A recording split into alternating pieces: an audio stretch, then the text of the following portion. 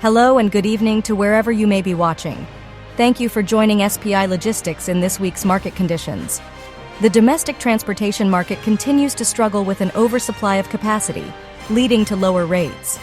In February, national averages for van and reefer rates dropped by 9 and 15 cents respectively, compared to January, while flatbed rates saw a modest increase of 2 cents. Despite a busy start to the year, the market is gradually returning to normal, but it may take a couple more quarters for a better competitive landscape to emerge. For example, freight brokerages declined by 9.2% year-over-year in February 2024, yet there are still 15% more brokerages than at the height of the pandemic in February 2021 and 38% more than in 2019. This oversupply of brokerages, combined with excess truck capacity, is keeping rates low. Analysts suggest that a slow reduction in carrier numbers may occur, but significant demand shifts are needed for a meaningful market change. We will take a quick break and get back to you with the market data.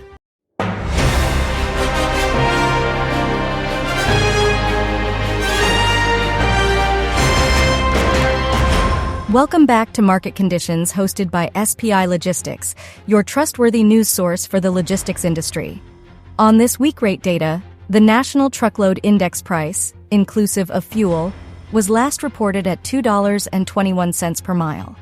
The National Truckload Index linehaul rate, which removes fuel, was last reported at $1.58 per mile. For reference, the lowest spot rate in 2019 was $1.47. Contract rates, which are base linehaul rates like the NTIL, was last reported at $2.33 per mile.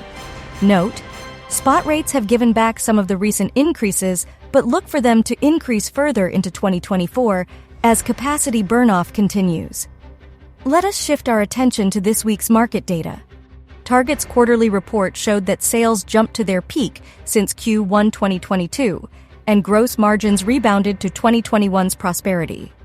The freight brokerage industry experienced a 9.2% year-over-year decline in the number of brokerages in February 2024.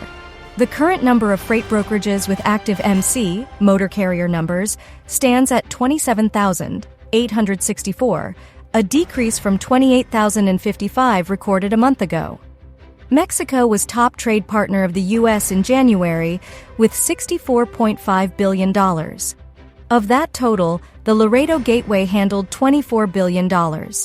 DAT reported the first weekly load post volume under 600,000 since April of 2020, with weekly load posts dropping by 8.6% week-to-week and 59% year-over-year. The Bureau of Labor Statistics reported the truck transportation sector lost 300 jobs in February, which was the smallest one-month change up or down since August 2022, while warehouse employment numbers dropped 11 of the past 13 months. The 6,800 jobs lost from January to February was just the seventh biggest total of those 11. 9 people are dead after a van was struck by a tractor trailer on Highway 95 in Wisconsin on Friday. TBL Logistics, based out of Appomattox, Virginia, filed for bankruptcy, listing its assets and liabilities as between $1 million and $10 million. IKEA has turned to the courts for a verdict on who should receive payment in the wake of digital freight broker Convoy's bankruptcy, as truckers wait for nearly $500,000 owed for completed deliveries. And that's everything we have in this week's segment. Thanks for watching, and we will see you next week.